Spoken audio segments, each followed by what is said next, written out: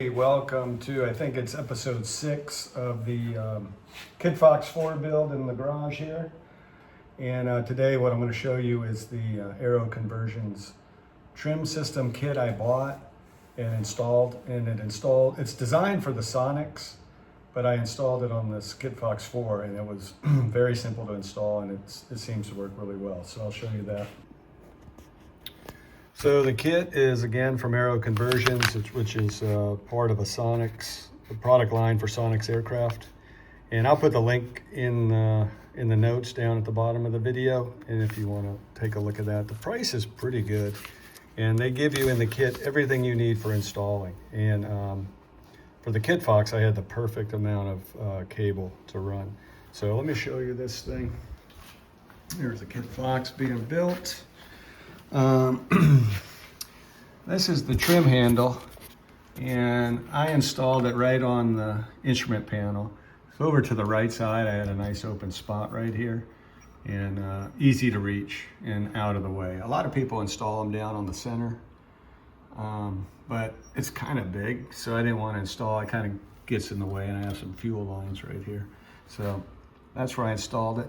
And what it does on the back side, it drives this setup, which when you turn it, so this is turning it clockwise, it basically pushes the cable, and that helps, and that's more nose down as you turn it forward. As you turn it clockwise, you're pulling the cable, and it trims for more nose up or basically alleviating the pressures for nose up. And here is the system. Okay, let me show you. It's probably right in the middle.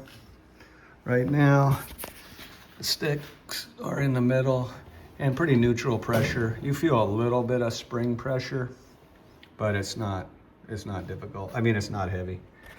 And so what I did was I installed this aluminum L onto these two support tubes and ran the cable through to the spring. And the spring is mounted on the control tube, the front part of the control tube.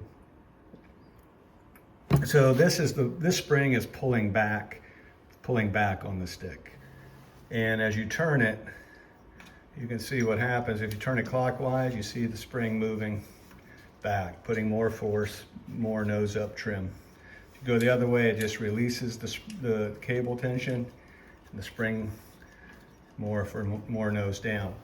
And it has this back spring also attached. Let's see what we get. Clear.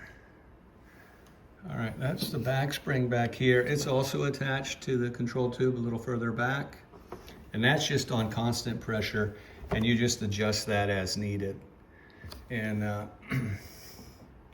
so it's also, you can just pull the seat out and adjust it as needed. You know, you can just put a little more tension on this spring up to here if you need more back pressure overall, and the same on the nose down spring. And see, we're in the middle. Well, let's put it in the middle. A little nose up. And you can come back and see the elevators are basically neutral with not much pressure either direction.